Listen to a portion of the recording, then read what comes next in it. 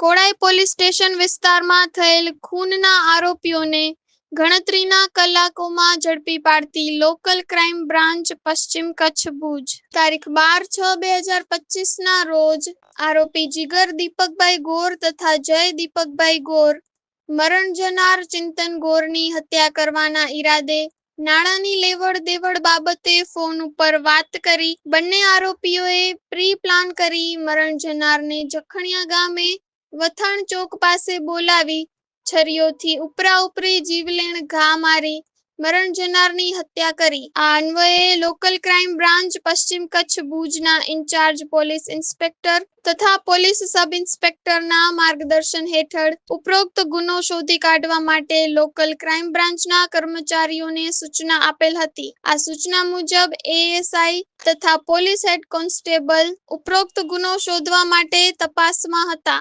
દરમિયાન હ્યુમન સોર્સિસના આધારે માહિતી મળેલ કે ઉપરોક્ત ગુનાના કામે આરોપીઓ જીગર દીપકભાઈ ગોર તથા જય દીપકભાઈ ગોરને માધાપર ખાતેથી પકડી પાડી બંને આરોપીઓને આગળની કાર્યવાહી માટે કોડાઈ પોલીસ સ્ટેશન ખાતે સોંપવામાં આવેલ છે.